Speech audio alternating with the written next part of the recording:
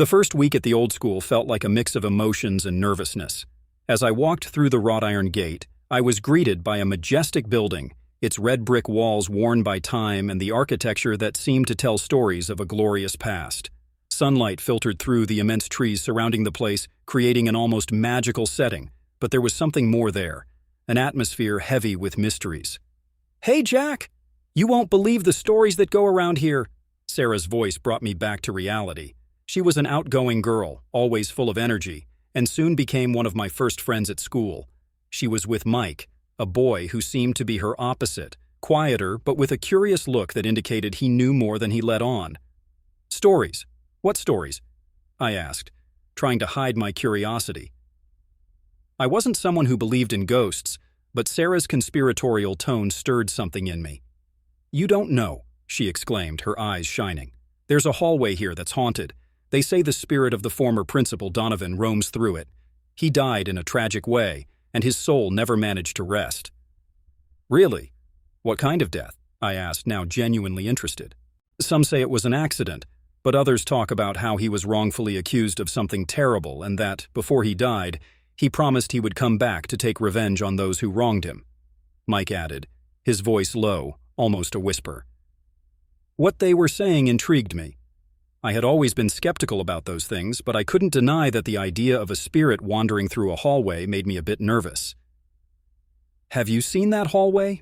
I asked, trying to disguise the chill that was starting to settle in my gut. "Of course! Let's go there after class," Sarah said excitedly. "You're going to love it!"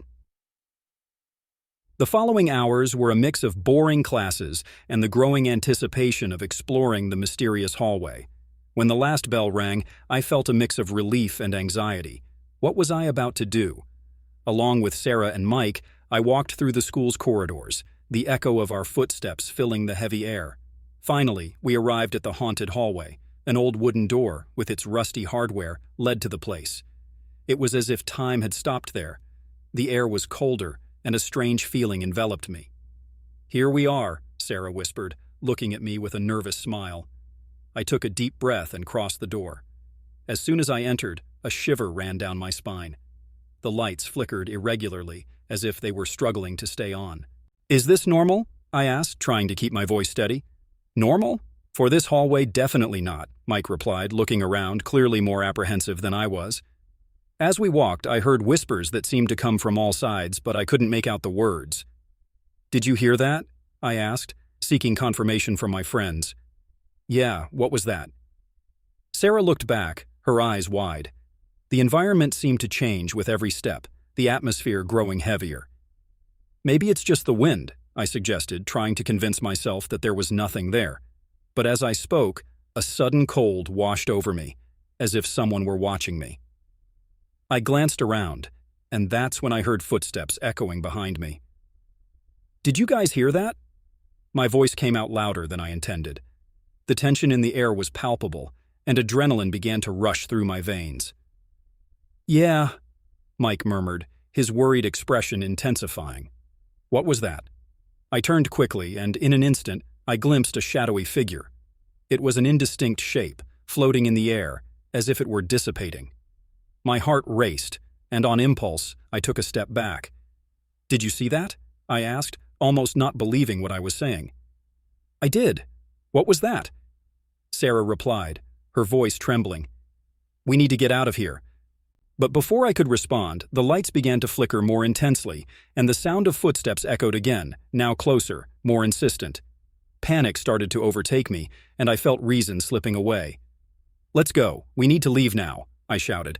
And without waiting for a response, I started running toward the exit. "Jack, wait!" Mike shouted, but I didn't look back.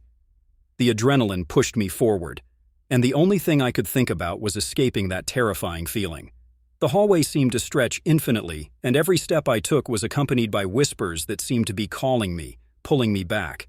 Finally, I reached the door and pushed it open forcefully, almost falling on the other side. My friends were right behind me, panting and pale-faced.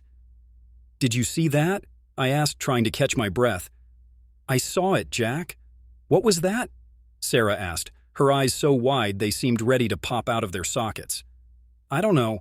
Maybe it was just an illusion, something..." I started to say, but doubt was already starting to settle in my mind. It wasn't an illusion. That was real, Mike exclaimed, his voice heavy with fear. We need to find out more about this place. Find out what? Ghosts? My incredulity resurfaced, but something inside me began to stir.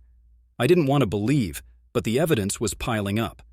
Yes, we need to know more about Principal Donovan and what happened here, Sarah suggested. I felt a mix of dread and curiosity. What if it's true? What if he really is here, trapped for some reason? Then we need to help, Mike said, determined. We can't let him suffer like this. The silence that followed was heavy. The idea of helping a spirit seemed absurd to me, but there was something deeper calling me to this story. All right, let's investigate, I affirmed, already feeling that there was no turning back. That haunted hallway was now etched in my mind, and the search for the truth was beginning to unfold. As we walked back, a strange feeling accompanied me. The hallway, with its shadows and whispers, was more than a legend. It was a call to discover what had really happened there, and somehow I knew that this investigation would change everything, not just for me, but for everyone involved. The morning light timidly filtered through the school's windows, and I felt a mix of excitement and apprehension as I prepared for another day in that place. The haunted hallway still lingered in my mind, like a distant echo of a mystery to be unraveled. The idea of capturing something supernatural made me restless, but curiosity was stronger. I decided that day would mark the beginning of my investigation. I grabbed my camera and headed toward the hallway. The silence was almost deafening as I stepped onto the old wooden floor. The hallway stretched before me, shrouded in a dimness that seemed to pulse. The atmosphere carried a smell of mold and nostalgia, as if the walls were whispering secrets of a long-lost past. I turned on the camera and began to record. Hey everyone, this is Jack, and today I'm about to explore the famous haunted hallway of the school. Let's see if we can find any evidence of Principal Donovan's spirit. My voice sounded more confident than I really felt. As I walked, each step seemed to echo more than the last, as if the hallway was watching me, judging my audacity. I looked at the camera, and the red lights were blinking, indicating that it was recording. The cold I had felt before returned, and a shiver ran down my spine. You okay? A familiar voice cut through the silence. It was Sarah, my friend and accomplice in this venture. She appeared at the end of the hallway, wearing a nervous smile. I'm great, I replied, but the truth was my heart was racing. I'm going to try to capture something. Did you bring the recorder? Of course, but I still can't believe you're doing this. Do you really think you'll find a ghost? She stepped closer, looking around with an air of skepticism. I don't know, but I need to know the truth. Director Donovan's story intrigues me. He can't just have died for no reason. As I spoke, the lights began to flicker and a chilling cold enveloped the hallway. Jack, this isn't normal, Sarah whispered, her gaze fixed at the end of the corridor. We should go back. No, wait, look at this. I pointed to a door beside me that slammed shut, as if an invisible force had pushed it. Did you see that? We need to investigate. You're going crazy, Sarah protested, but I was already determined. She sighed, resigned, and followed me. The hallway was filled with shadows dancing in the flickering light above. It felt as if something was watching us, waiting for the right moment to reveal itself. With the camera in hand, I continued to record, capturing every detail.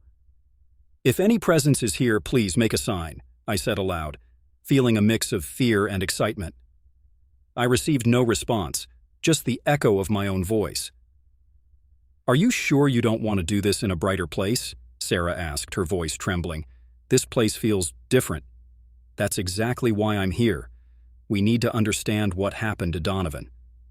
The thought of a vengeful spirit intrigued me. The idea that he might be trapped in this hallway, tormented by an unjust past, made me want to fight for his truth. As we continued recording, Mike, our friend, suddenly appeared, holding an old school record book. Hey, you won't believe what I found in the library, he exclaimed, breathless. Look at this. He opened the book, and the yellowed pages showed old photos and notes about Director Donovan. He was a respected man, I commented, looking at the images. But what happened to him? Why is he still wandering around here? Mike leaned in, studying a particular passage. It says here that he was accused of misconduct. Some people claim he had an affair with a student, and that ruined his reputation. He was fired and soon after died mysteriously. "That's terrible," Sarah exclaimed. "How can someone be condemned like that without proof?" "That's what I want to find out. If he was innocent, then we need to help him," I declared, feeling a growing determination. "But how are we going to do that?" Mike asked, concerned. "We're just getting ourselves into trouble. Let's start recording everything we find. We can create a documentary about the director's story. If we can prove his innocence, maybe we can free him," I suggested, adrenaline coursing through my veins. "Okay, I'm in," Mike agreed, excited. "But let's be careful. I don't want to end up like those idiots in horror movies." I nodded, but I couldn't shake the feeling that we were about to enter a much bigger game than we had imagined. The hallway seemed to vibrate with a strange energy, and I couldn't ignore the sensation that something was about to happen. "Let's head back to the hallway and see if we can find more evidence," I suggested, my voice steady. "If Donovan is really here, we'll find him." We returned to the hallway, and the atmosphere felt even denser. The air was charged with electricity, and the lights flickered wildly. I set the camera on a tripod and began recording again. "We're back in the haunted hallway. If there's any presence here, please show yourself. We want to know the truth about your story." My heart raced as I spoke, the anticipation growing with each word. Suddenly, a strong wind blew through, making the windows creak. The lights flickered intensely, and I heard a whisper that was almost inaudible. "Jack." The voice sounded distant, but clear enough to send chills down my spine. "Did you hear that?" I asked, turning to Sarah and Mike, who looked as stunned as I felt. "Yeah, what was that?" Sarah replied, looking around, her eyes wide. "I don't know, but we need to keep going," I said, trying to stay calm. "Let's check out that door." The door that had slammed shut before was now ajar, as if inviting us in. I cautiously approached, camera in hand. My heart pounded in my chest as I pushed the door open. Inside, the room was dark and dusty. There were old furniture covered with white sheets, and the walls were adorned with portraits of past directors, all with serious expressions. One of them was clearly Donovan. His eyes seemed to follow our movements. "This is strange," Mike murmured, looking around. "Yeah, but we need to keep going," I replied, moving deeper into the room. "If this is really his office, maybe there's something here that can help us." I turned the camera to capture every corner, every detail. The cold intensified, and the feeling of being watched became almost oppressive.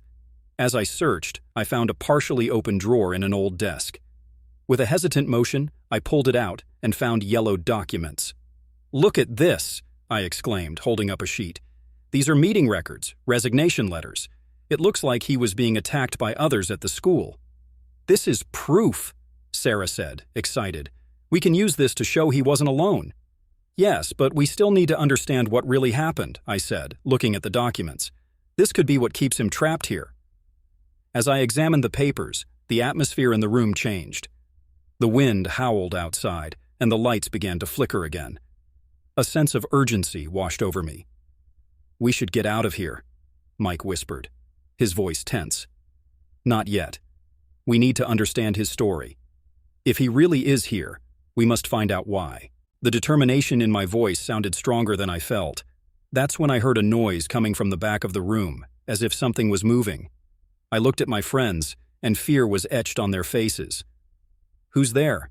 I asked, trying to sound braver than I felt. No one answered, but the sensation that something was about to manifest was palpable. With the camera in hand, I slowly turned. The shadows in the room seemed to stir, and a misty figure began to form in front of me. My heart raced, and I could barely breathe. "Jack," the voice whispered again, clearer this time. It was a voice that seemed to carry centuries of pain and injustice. "Help me." "Director Donovan?" I asked, my voice trembling. "Are you here?" The figure hesitated, the expression a mix of sadness and anger. It was a cloudy day when my friends and I decided to conduct the séance to communicate with Donovan's spirit. The idea, although frightening, seemed like the only way to uncover the truth we had been searching for. Sarah was nervous, which was understandable. Mike, on the other hand, was overly excited, as if he were about to embark on an adventure that could change our lives forever. "Are you sure you want to do this?" I asked, looking at Sarah as we gathered in a secluded corner of the haunted hallway. The air was heavy, and a sense of anticipation hung over us. "We have to do this, Jack. If Donovan's spirit is really trapped here, we need to help him," Sarah replied, trying to control her breathing. She had always been the most sensitive among us, and I could see that the idea of contacting a spirit terrified her. Mike, with his usual optimism, placed a hand on her shoulder. "It's going to be fine. If we can talk to him, maybe we can find out what really happened. It's like we're in a horror movie, but with a happy ending." The thought of a happy ending made Sarah laugh nervously. Or an even more terrifying ending. "Come on," Mike exclaimed, pulling out the Ouija board we had found on the dusty shelves of the school library. It was an object I had seen in movies and books, but now, holding it in my hands felt surreal. The board was slightly dusty, and the letters were a faded gold. We gathered in a circle, sitting on the cold wooden floor.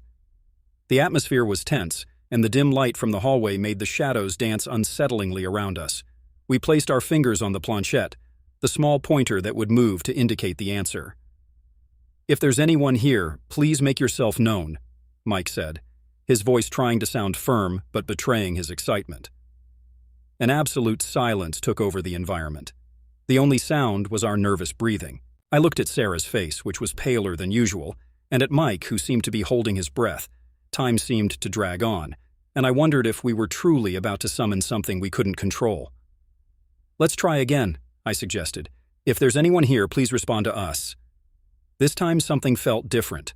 A slight breeze began to blow through the hallway, causing the lights to flicker intermittently. The temperature dropped, and I felt a chill run down my spine. "Did you feel that?" I asked, looking at both of them. "Yes, definitely," Sarah murmured, her eyes now wide. Mike tried to keep his composure. "Don't worry, it must just be a natural phenomenon." "Or maybe it's Donovan," Sarah whispered, her voice almost a scream. "Come on, this is just a Ouija session. If he's here, we need to ask about his death," I said, trying to gather my courage. Focusing, I asked the question, "Donovan, can you hear us?" The planchette remained still for what felt like an eternity. Then, slowly, it began to move.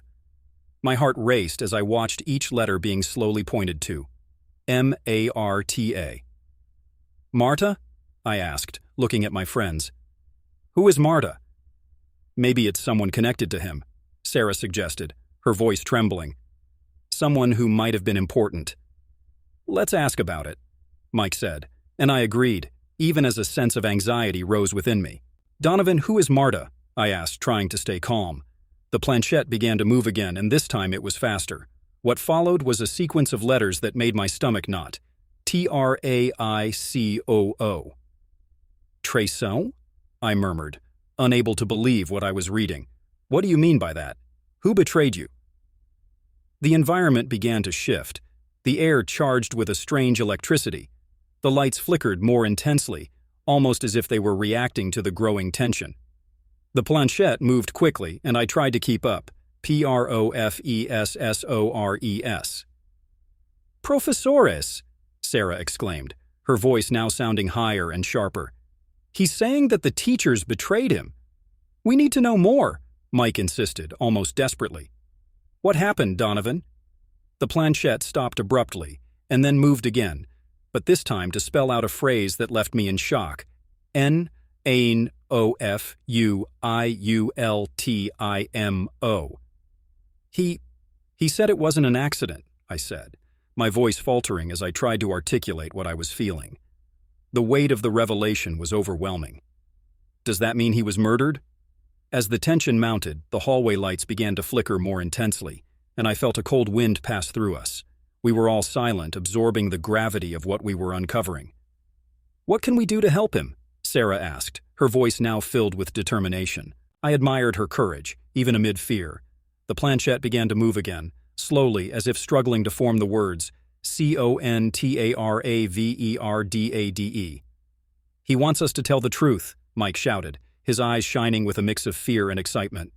"We need to find out what really happened and tell everyone." Before we could process the information, a loud crash echoed through the hallway, making us all jump in fright. The lights flickered one last time before going completely dark, leaving us in deep darkness. "What was that?" Sarah whispered, her voice filled with panic. "I don't know, but we can't leave now," I said, trying to keep everyone calm.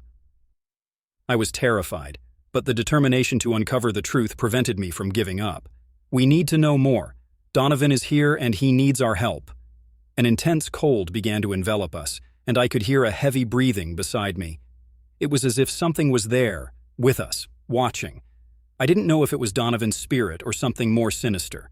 The fear tightened my chest, but the urgency to help that spirit gave us courage. "Donovan, we're here," I called into the darkness. "If you can communicate with us, please do." A whisper echoed in the darkness, almost inaudible, but enough to make my hairs stand on end. It was a voice, but I couldn't understand what it was saying. However, something inside me knew it was him, finally manifesting. "I feel he's here," Mike said, his voice a mix of excitement and fear. The air grew heavy, and a dim light began to glow at the end of the hallway. I could see a figure materializing. It wasn't completely clear, but the silhouette of a man with a sad look and an expression of pain was before us. "Donovan!" I shouted, my heart racing uncontrollably. "We're here to help you." The figure approached, and I could feel a wave of sadness and despair emanating from it. It was as if he were trying to tell us something, but the words wouldn't come out. I could see the pain in his eyes, and I realized he didn't just want the truth to be told. He wanted justice to be served. "What can we do?" Sarah asked, her voice almost breaking. She was so close to crying that I wanted to comfort her, but I was paralyzed by fear and the intensity of the moment. Donovan's spirit raised his hand as if wanting to show us something. The light began to pulse, and I could see the hallway around us. The shadows moved, forming images of people arguing, pointing fingers, and whispering about betrayal and injustice. "They're hurting you," Mike shouted, realizing the scene unfolding before us. "We need to find out who they are." The figure of Donovan seemed to nod, and a wave of determination washed over us. It wasn't just about him. It was about all those who had been wronged. We couldn't let the truth be buried once again. "We will find the truth, Donovan," I promised, feeling the strength of our mission. It was as if the school itself was supporting us, as if the ancient walls were echoing the story that needed to be told. The light began to dim again, and Donovan's figure started to fade. But before he disappeared, the atmosphere was thick and charged with tension that night. The haunted hallway seemed to pulse with a life of its own, as if it were alive. My friends and I, Sarah and Mike, were preparing to perform the ritual we believed could free Donovan's spirit. His presence was already palpable, and I could feel the intense cold that enveloped the room, as if the very essence of the director were watching us, waiting for something. "Are you sure this is going to work?" Mike asked, his nervous gaze reflecting the flickering light of the candles we had lit along the hallway.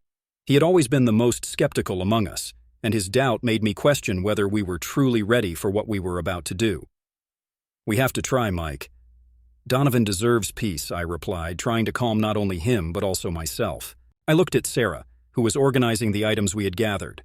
Some candles, a handful of salt, and an old photo of the director that we found in the school archives. "We're doing this for him."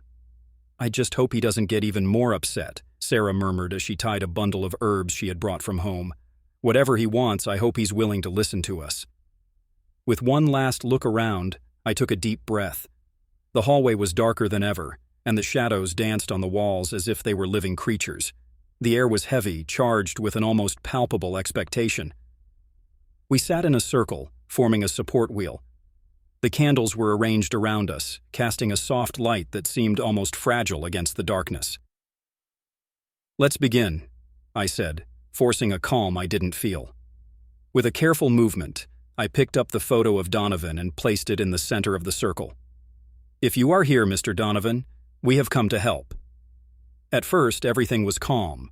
The wind gently blew through the hallway, and the candles flickered, creating an almost hypnotic effect. But as we began to recite the words I had found in an old ritual book, the atmosphere started to change. The air grew colder, and a distant whisper seemed to echo through the walls, as if several voices were trying to communicate at once. "Did you hear that?" Mike whispered, gripping Sarah's hand tightly. I could see he was struggling against panic. "Yes, but don't worry," I tried to comfort him. "It's just the energy of the place. Let's keep going." Focusing on the words, I began to feel a growing pressure in my chest, as if something was trying to manifest. The candles began to flicker, and a cold breeze swept through the hallway, extinguishing one of them. The silence was broken by a crack. One of the paintings on the wall, depicting a historic moment in the school, swayed and almost fell.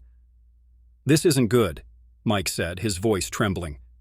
"Stay calm, Mike," Sarah said with determination. "We need to maintain our focus, or he might feel threatened." "If he feels threatened, it's because we're doing something wrong," Mike retorted. "Enough," I said, raising my voice. "We're here to help. We need to unite and focus. Donovan, we want to hear your story. Tell us what you need." At that moment, a wave of cold swept through the hallway and the lights began to flicker frantically. The sound of a distant scream echoed, reverberating in our ears. Tension mounted, and I felt my heart race. "Jack, look!" Sarah pointed to the end of the hallway. A shadow began to form, a nebulous figure that seemed to twist and expand, taking the shape of a man in a dark suit. It was Donovan. "Mr. Donovan?" I said, my voice almost faltering. "We're here to help you. What happened to you?" The figure hesitated, its eyes seeming to glow with an inner light. You wish to know the truth?" The voice was deep, but the tone was laden with sorrow.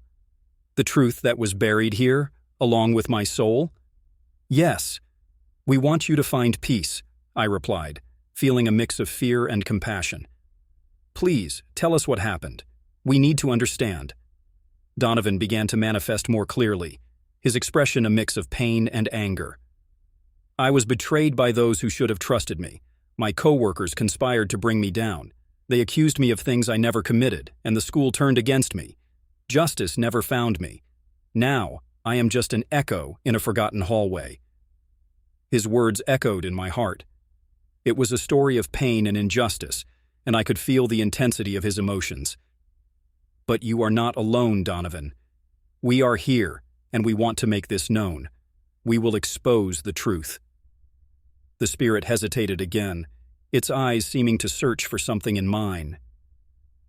"The truth? Are you sure you are ready to face what it may bring? Not everyone in your school wishes for this secret to come to light." "We're ready," Sarah said, a determined glimmer in her eyes. "Nothing can be more terrifying than living with this lie." "Then let it be so," Donovan replied, his voice growing stronger. "But remember, the truth is a sharp blade. It can cut as much as it can heal." At that moment, the temperature in the hallway dropped and the candles began to extinguish one by one, leaving us in darkness. Panic overtook Mike, who stood up abruptly. "This isn't right. We need to get out of here." "No, wait," I shouted. "We need to hear what he has to say." But Mike was consumed by fear. "What if this is a trap? What if he wants us here, trapped like he is?" "Stay calm, Mike," Sarah said, pulling him back into the circle. "We need to trust him. He just wants his story told." Donovan's figure was now closer. I could feel his sadness as if it were an extension of my own being. "What happened to me must not be repeated. If you are brave enough to seek the truth, you will have to be prepared for the consequences." "We're ready," I affirmed again, even though part of me wanted to back down. "Tell us what we need to know." "The guilty are closer than you think," Donovan whispered, his voice now echoing like a lament. "And the truth will be revealed when you least expect it. Do not forget that this hallway holds secrets. Secrets that can only be revealed if you have the courage to face them." The tension was at its peak, and I knew that this conversation was nearing a critical point. We needed to understand what he wanted. "What do you want us to do?" I asked, my voice almost a whisper. "Free yourselves from the fear that binds you to this place. Only then can the truth come to light. But be aware that the truth can hurt, and the pain it brings may be more than you are willing to bear." With those last words, Donovan's figure began to dissipate, like smoke being carried away by the wind. A sense of loss and despair flooded the hallway, and I realized that moment was slipping away. "Wait!" I shouted, extending my hand in an attempt to stop him. "Don't go! We need you!" But he had vanished, and with him, the hope that guided us. The silence that followed was deafening. The candles were out, and the hallway seemed darker than ever.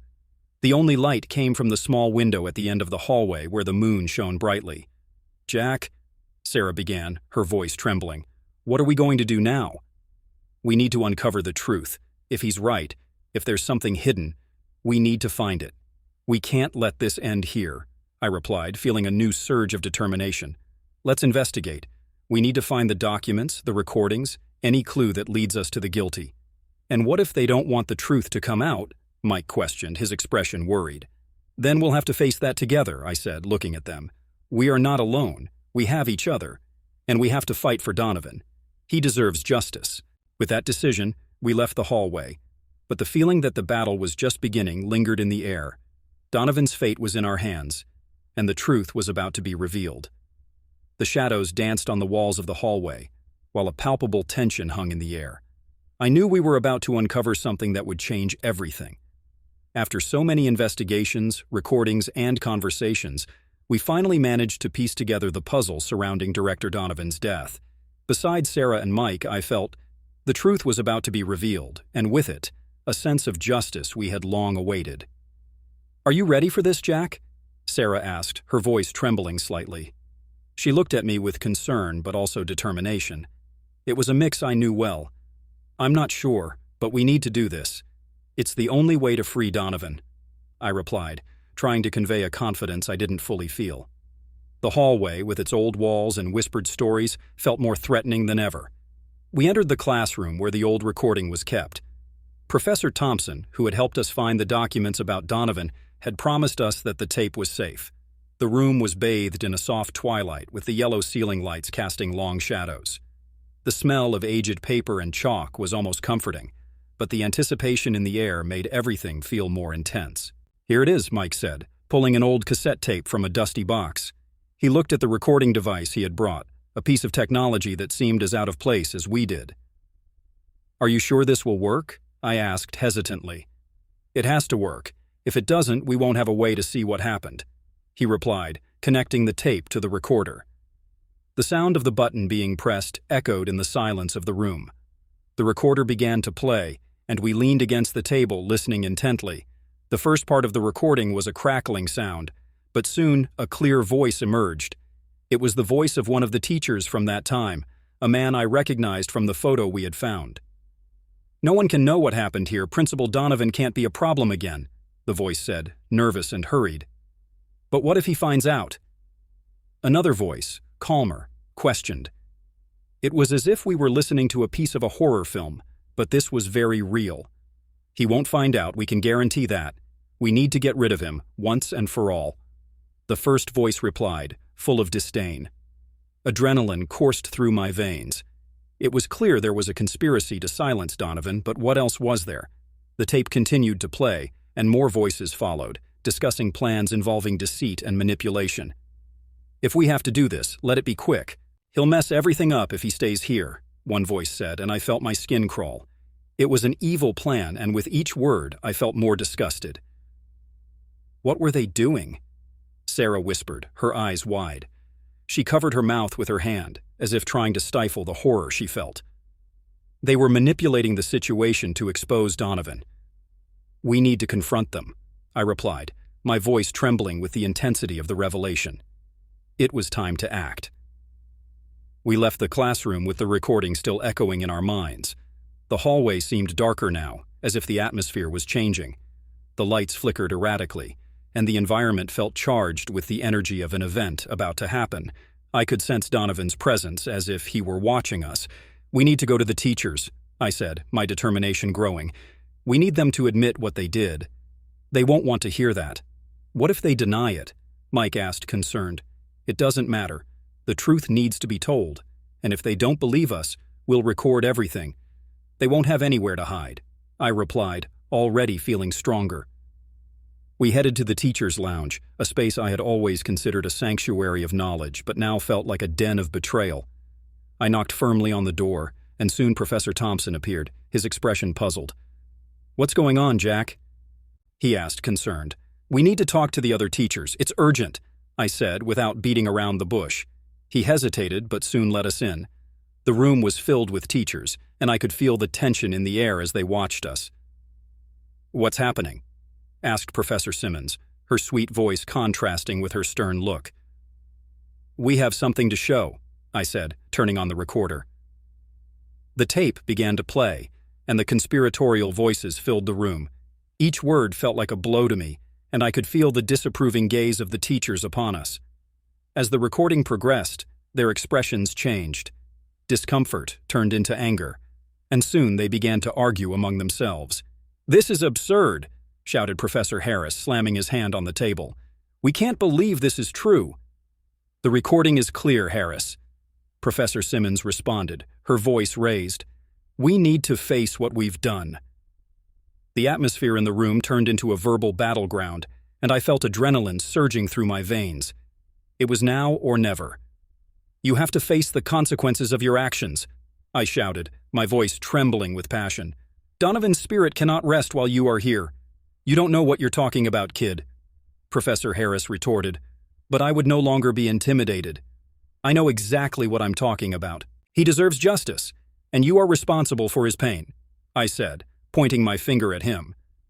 The room fell silent, and I realized all eyes were on me. The hallway behind us seemed to pulse with energy, as if supporting my words. Then, something inexplicable happened.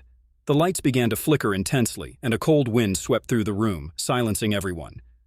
"Donovan!" I shouted. "Show them who you are." It was at that moment that the shadowy figure of Principal Donovan appeared, floating in the air with an expression of pain and anger. His intense gaze focused on the teachers, and we all felt a chill run down our spines.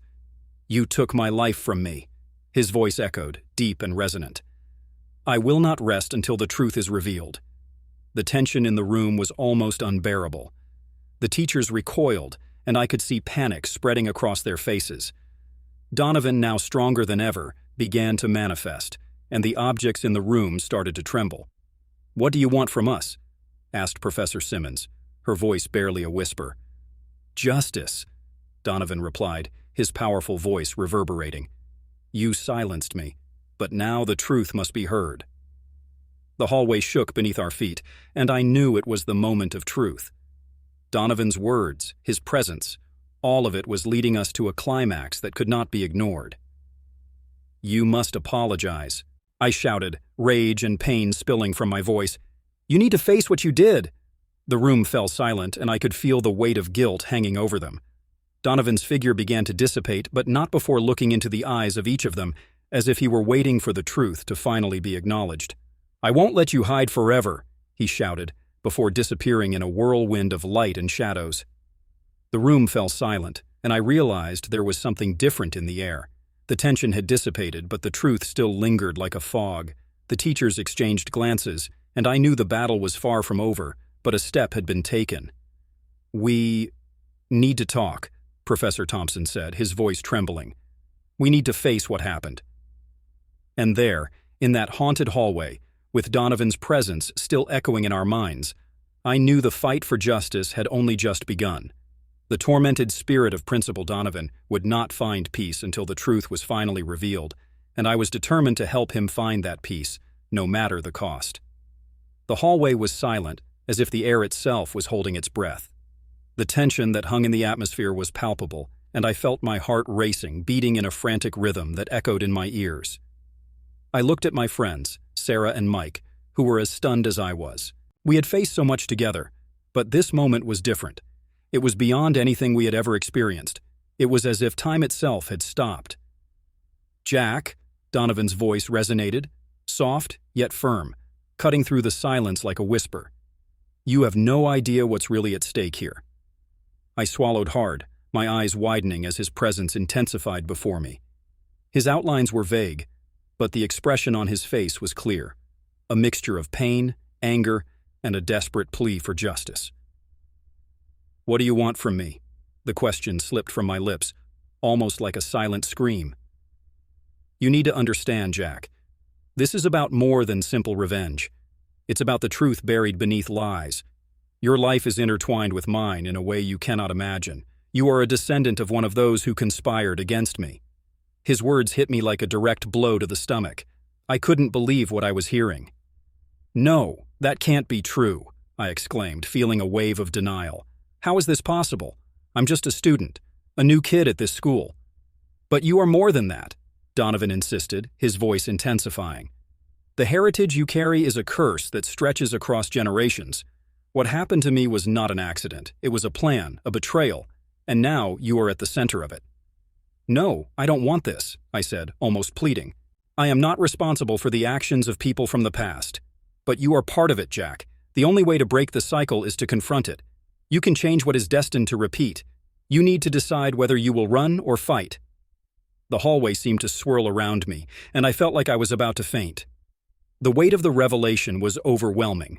I looked at Sarah and Mike, their faces reflecting the same shock I felt. "Did you hear that?" I asked, my voice trembling. "Yes," Sarah whispered, her eyes wide. This is insane." "We need to do something," Mike added, his expression determined. "We can't let this continue. If there's a way to help Donovan, we need to find it."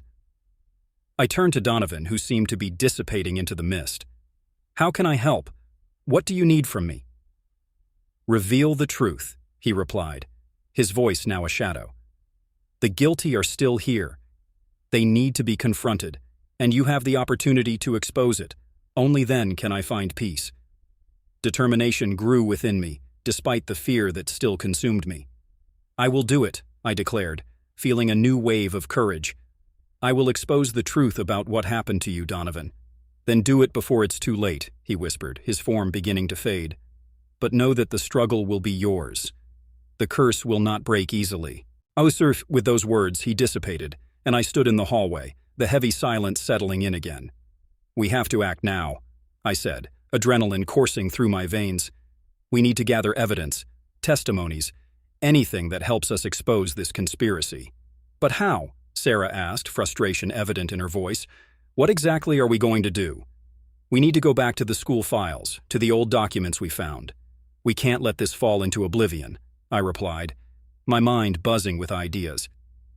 As we left the haunted hallway, the sense of urgency propelled us forward. The school, which had once seemed like a maze of doors and corridors, was now territory we had to explore in search of answers. The old library, with its dusty shelves and the smell of old books, was our destination. As we entered, the dim light illuminated the space, casting shadows that danced on the walls. "Here," I said, pointing to a table in the back where the documents were spread out. "Let's start here." Sarah and Mike joined me, and we began to sift through the papers. The documents were old, handwritten, and many had faded with time. "Look at this," Mike exclaimed, holding up a piece of paper. "It's a meeting minutes from the school board." "Read it," I said, my voice full of anticipation. He began to read aloud. "In a meeting held on the day, the need to remove Principal Donovan due to unfounded allegations about his management was discussed." His voice hesitated, and I felt my heart tighten. "They accused him of corruption, but there's no evidence, just rumors." "Rumors that were likely created to justify the betrayal," Sarah added, her expression concerned. "This is horrible." "We need more," I said, anxious. "We need a statement from someone who was there, a testimony that can corroborate this." "I can ask the history teacher," Mike suggested. "He believes in the school legends. He might know more about what happened." "Great, do that," I replied, the thought of finally exposing the truth filling me with new hope. "In the meantime, let's keep looking." We worked in silence, and with each document we found, the picture of the conspiracy became clearer. It was as if the pieces of a puzzle were coming together, revealing the betrayal that had ruined an innocent man's life. Time seemed to fly, and soon the school bell rang, signaling that class was about to start. "We need to go," I said, carefully putting the papers away. "But we can't give up. This is just the beginning." As we left the library, the haunted hallway seemed to call to us again. The atmosphere was charged, and I couldn't shake the feeling that our fight was far from over. "Are you ready for this, Jack?" Sarah asked, concern visible in her eyes. "I don't know," I admitted, "but I need to do this. Not just for Donovan, but for myself. I can't let history repeat itself." We returned to the hallway, and the feeling that everything was about to change was palpable. The light flickered above our heads, and the cold seemed to penetrate our bones. "Donovan," I called, my voice echoing off the walls, "we're here to help you." And then, something surprising happened. Donovan's shadow appeared again, stronger and more defined. "You are on the right path," he said, his voice clearer than before. The truth must come to light, and you have the power to make it shine. But remember, facing the past can be dangerous.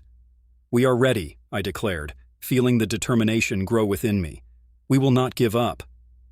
Then, prepare yourselves, he replied, the shadow starting to dissipate again. The battle may be long, but the truth always prevails. And with that, his figure disappeared, but the feeling of hope and courage he left behind gave me strength.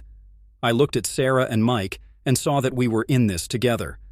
The fight for the truth was just beginning, and I would not let the curse of the past define our future.